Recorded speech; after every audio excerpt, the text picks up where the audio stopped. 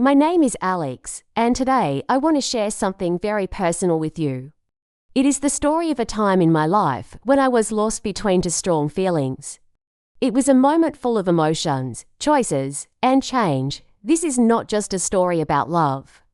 It is a story about understanding yourself, respecting others, and learning what really matters in life. Everything started during my last year of school. That was when I met Emma. She was quiet and kind. She had a calm smile and a peaceful way of talking. Emma liked reading books, sitting in quiet places, and thinking deeply. We met one day in the library. We were both reading the same book. That small meeting turned into a real friendship. We started spending more time together. We talked about life, dreams, and simple things. Her voice always made me feel safe. It felt natural, easy, like I had known her forever. After a few months, I began to feel something more than friendship. It was not fast or loud. It was soft and deep. I started to wonder, is this love? With Emma, life felt slow but meaningful.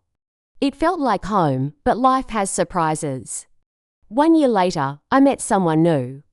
Her name was Lily. I saw her at a friend's birthday party. She was so different from Emma.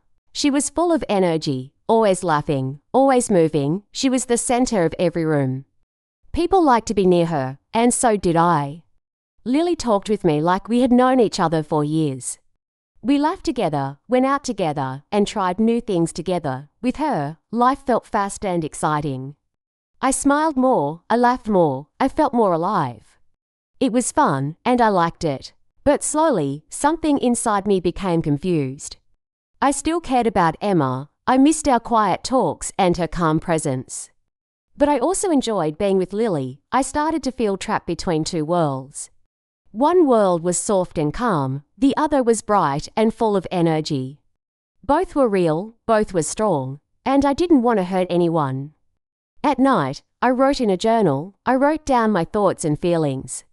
I asked myself hard questions. What do I really want? Who makes me feel like myself? Who do I see in my future? I didn't want to lie. I didn't want to live in two different stories. I had to choose, so I decided to speak honestly. First, I met Emma. We sat in our favorite cafe. There was soft music and warm lights. I told her everything. I told her about Lily. I told her about my confusion. I told her I didn't know what to do. Emma was quiet. She looked at me, not with anger, but with deep sadness. Then she said, "You need to choose for yourself, Alex, not for me. Not for Lily, but for you. You need to know where your heart is." Her words were simple, but they stayed with me. She was hurt, but still kind. She didn't try to control me. She just asked me to be honest with myself. The next day, I met Lily. I told her I needed to talk. She smiled and said, "It's okay, Alex, I know. I saw it in your eyes. You still love her." I was surprised. I asked, "Are you angry?" She said no. "I want you to be happy," she said. "And if your heart is with Emma, then that's where you need to go." I felt thankful. Lily was strong and honest too. I didn't expect such understanding. She let me go without making it harder. After that, I walked in the park for a long time. I thought about Emma. I thought about Lily. I thought about myself, and then I knew the answer. I had been looking for something exciting, but what I needed was something true. Something that felt real when the lights went out and the world was quiet. That something was Emma. I went back to her. I looked into her eyes and said, "I choose you." And in that moment, I felt a peace I hadn't felt in months. My heart stopped fighting. I felt whole again. That was the beginning of our second chance. And that, my friend, is where this story really begins. After I chose Emma, I felt a sense of peace. I had made my decision. I was ready to move forward with her. But starting again was not easy. Even when two people love each other, trust can take time to rebuild. Emma welcomed me back into her life. She didn't ask many questions. She didn't speak about Lily unless I did. But I could feel something between us had changed. There was a little space in her smile, a little distance in her eyes. She was trying, but I knew she was still hurt. We began to spend more time together. We went for walks in the park. We made coffee together in the mornings, we shared stories from our day and laughed at silly things. Slowly, we created new memories, warm, quiet, and real.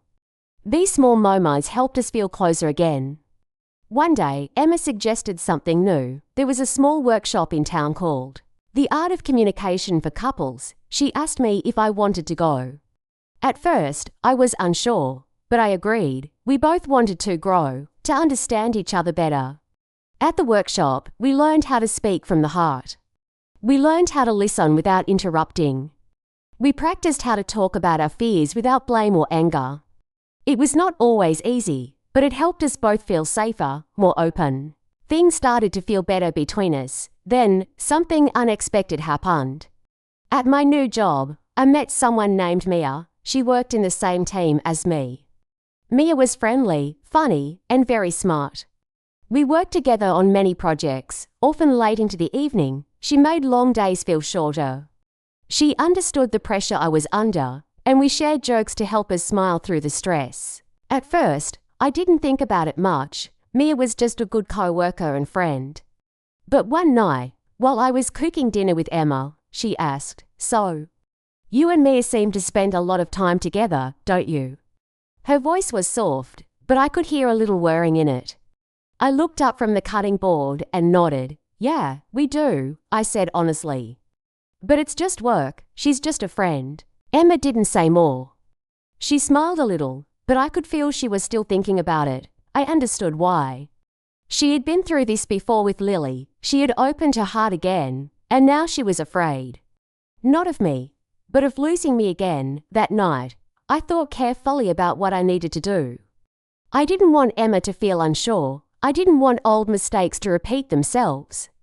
So I made a clear choice. I started to keep more distance from Mia. I still worked with her, but I stopped sharing personal things.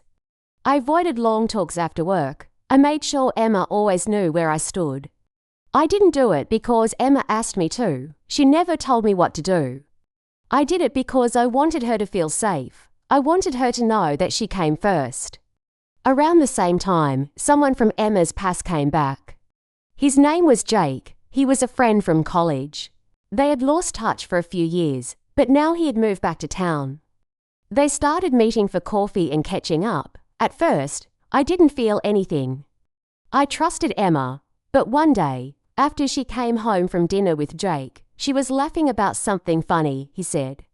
In that moment, I felt something strange, a small pain in my chest, a feeling I didn't like. I knew I had no reason to worry, but I still felt it. Later that night, I told Emma the truth. I said, "I know this may sound silly, but I feel a little jealous when you talk about Jake." Emma looked at me with calm eyes. "It's not silly," she said. "I've felt that way before too." We both smiled, and then we talked. About how feelings can come up sometimes, about how we don't need to hide them. About how speaking honestly helps us understand each other more. That was when I realized something important. Trust is not about being perfect, it is about being real. It is not about always feeling strong, it is about being brave enough to share your weakness. Emma and I continued to grow together. We had learned how to talk, we had learned how to listen. We had learned how to give each other space when needed, and how to hold each other close when it mattered most. Trust took time, but love gave it the room to grow. Life with Emma became calm again. We were building a strong relationship, step by step. There was love, trust, and understanding, but life always brings something new. And one day, someone from my past appeared again. Her name was Rachel. She was my close friend in high school.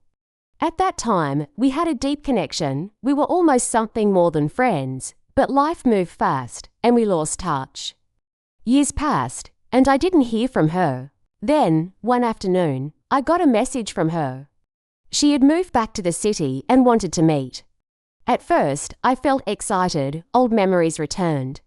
We agreed to meet for coffee. When I saw her again, she smiled just like before. She looked older, more confident, but her eyes still had that same light. We talked for over an hour. We laughed about silly high school stories.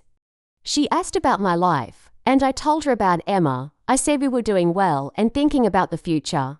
Rachel listened and smiled, But then, before we left, she looked at me and said, "Alex, I need to tell you something. Seeing you again brought back old feelings. I don't want to make anything difficult, but I had to be honest." I felt surprised and quiet. I didn't know what to say at first. But then I spoke clearly and gently. I said, "Rachel, you will always be special to me. But my heart is with Emma. I can't change that, and I don't want to." Rachel nodded slowly. "Thank you," she said. I just needed to say it out loud. That evening, I told Emma everything. I didn't hide anything. I told her how the meeting went, and what Rachel said. Emma listened carefully. Her face was calm, but I could see her thinking deeply. When I finished, she gave me a soft smile and said, "Thank you for being honest. That means a lot." I felt relief. I had done the right thing. I had been honest, kind, and clear. That's how love should be. Some days later, another person came back into my life. His name was Mark. He had been my best friend during college. Mark was full of energy and always had big ideas. When he heard that Emma and I were thinking about marriage, he called me right away. "Before you settle down," he said, "let's take one last road trip. Just like the old days, you, me, and the open road."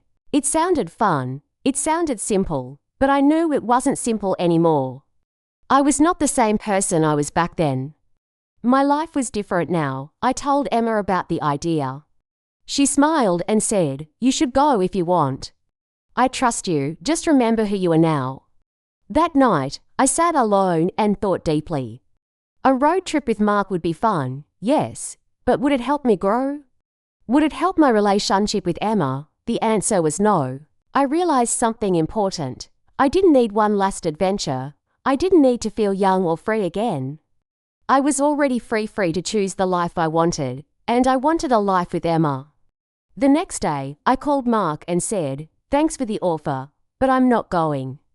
He was surprised. "Why not?" "Because I already have what I was looking for," I said.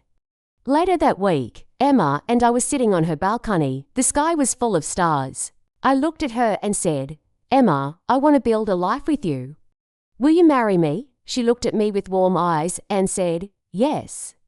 There was no music, no crowd, no big moment. Just the two of us, sitting under the stars, holding hands, and choosing each other again. After that night, we started dreaming together. We talked about where we wanted to live, how we wanted to grow, and what kind of future we imagined. It was exciting, but also peaceful. I didn't feel lost or confused anymore. I felt strong, clear, and ready. Looking back, I see how much I have learned. I learned that love is not always easy. Sometimes it's quiet, sometimes it's hard. But real love is about choosing the same person, again and again, even when things are not perfect. Emma and I faced challenges. We met people from our past. We felt fear and doubt. But we stayed honest, we kept talking, we kept choosing each other. And that made all the difference. So, this was the story of Alex, a story about love, choices, trust, and growth. At the beginning, he didn't know what to do. He had strong feelings for two wonderful girls, Emma and Lily. Both of them brought something special into his life. One gave him peace, the other gave him energy. But when you try to hold on to both, you often end up with none. Alex had to face his own heart. He had to be honest, not just with others, but with himself. He chose Emma, and from that moment, he started a new journey. It was not always easy. They had to rebuild trust, open their hearts again, and protect their love from new challenges. People from the past came back like Rachel and Mark. New friends entered their lives like Mia and Jake. But in every situation, Alex and Emma chose each other again and again. They listened, they talked, and they stayed true to what really mattered. This story teaches us something important. Love is not just a feeling, it is a decision. A decision you make every day, in small and big ways. You choose to be kind, you choose to be honest. You choose to show up, even when things are hard. This is true not only in romantic love, but also in friendship, family, and even in how we treat ourselves. So, what can we learn in your own life? maybe you are facing hard choices. Maybe you are learning to trust again. Maybe you feel confused about your future. That's okay, you don't need all the answers now. But if you stay honest, take time to listen to your heart, and talk openly with the people you love, things will get clearer. Like Alex, you will grow, and love, real love, will grow with you. Congratulations, my friend. If you have listened to this whole story, you have not only followed a beautiful journey, but you have also improved your English listening and understanding. That is something to be proud of. Now, here's a small question for you. Who did Alex choose in the end? A. Lily, B. Emma? Comment your answer below, just type A or B in the comment section. And if you enjoyed this story, please subscribe to our channel to support us. It gives us the motivation to make more beautiful and helpful stories for you. Also, if you can, please consider donating to support our work. In the beginning, it's really hard to create high-quality content without any funding. We do this for free to help people learn English in a kind and meaningful way. Thank you for being here. Keep learning, keep loving, and never stop growing.